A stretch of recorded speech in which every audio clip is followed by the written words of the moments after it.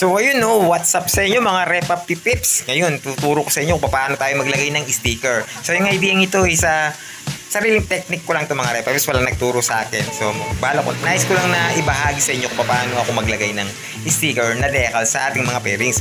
Napaka-importanting malaman nyo yan mga Repaps. Pagka maglalagay tayo ng sticker is dapat nasa tamang lapat para hindi masayang yung ating mga decals na ilalagay. So hindi pa ulit-ulit, walang masisira. So kaya nga ito is i-share ko sa inyo kung paano ko to ilalagay mga Repaps. So hindi naman tayo ganun ka-expert, pero lagi naman tayo nakakapaglagay ng mga sticker sa ating mga pinipinturahan. So para hindi nyo na rin ipapalagay sa mga marunong magkabit dahil dagdag na gastos na naman yon. Mas maganda nung kayo na mismo ang maglalagay o maglalapat ng sticker mga Repaps para makakatipid na dagdag skill o kaalaman pa sa pagkabit ng mga sticker. Ang unang-unang ginawa ko dito mga Repaps is nilinis ko muna o make sure ko muna na malinis yung paglalapatan natin o paglalagyan natin ng sticker ng mga decals. Kasi pagka may alikabok dyan o konting dumi is ay ibabakat dun sa ating sticker. So sayang naman yung sticker natin pagka nangyari yun. Pangit yung kalalabasan niya kapag merong bumakat na dumi. Kahit konti lang is magiging visible yan mga Repaps, kaya kailangan maselang ka pagka nilalagay mo yung sticker. Wala sanang dumi. Bali yung pangalawang ginawa ko dito mga Repaps is nilapat ko muna yung kanyang decals dito. Minake sure ko na dito talaga siya nakalagay. So hindi siya mali ng pwesto mga Repaps. Importante na tama yung pwesto ng paglalapatan natin ng sticker. So pagka nalaman ko na yung tamang pwesto niya is uumpisahan ko nang idikit sa dulo mga Repaps. Nag-uumpisa ako talaga lagi dito sa dulo. So ang gagawin natin sa pinakadulo na yan is babalatan na natin yan mga Repaps. Iwalay na natin yung kanyang meron siyang papel dito sa likod eh. Bali hiwalay muna natin ng konti yan. Siguro at least mga 3 inches ang laki. Yan. Tapos itutupi lang natin yun mga Repaps. Tapos ilalapat natin uli yung ating sticker dito. So make sure na lapat mga Repaps ha. Pagkatapos pagka napansin nyo na lapat na siya is idikit na natin yung dulo, yung tinanggalan natin ng papel sa likod. So make sure, tignan nyo yung lapat niya mga Repaps. Ito may hulma siya dito. So nandyan dapat yung kanyang hulma ng ating sticker. So start na natin siyang idikit unti-unti.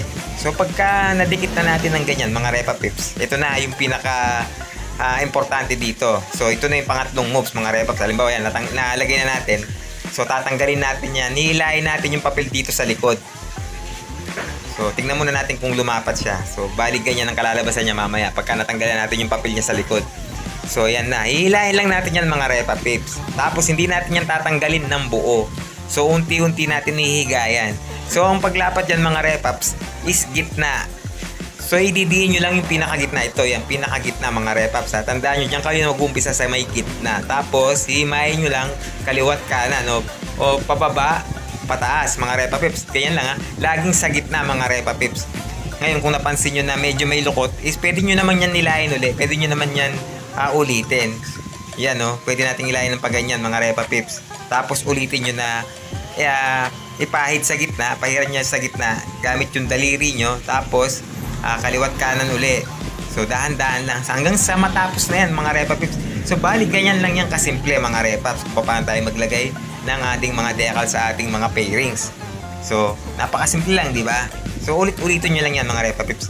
Ngayon kung medyo alanganin ka dun sa pintura nang nilalagyan mo ng decals is make sure na maglagay ka ng shampoo dun sa may pairings mismo para hindi sumama yung pintura kapag inangat mo yung sticker. Halimbawa nagkamali ka tapos inangat mo yung sticker at mahina yung pintura kinakapitan niya, natural masisira yung pintura sasama dun sa sticker. Sayang na yung sticker mo mga Repaps. So dahil ako yung nagpintura ng pairings na to, alam kong matibay, kaya hindi ko nalilagyan ng shampoo.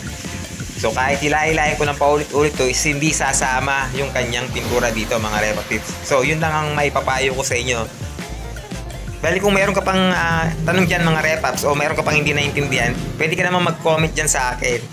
At syempre kung nagustuhan mo yung video na to, maaaring pakilike mo naman yung ating video. At kung di ka pa nakapag-subscribe, pakisubscribe mo naman yan Paps. Baka kasi makalimutan mo eh.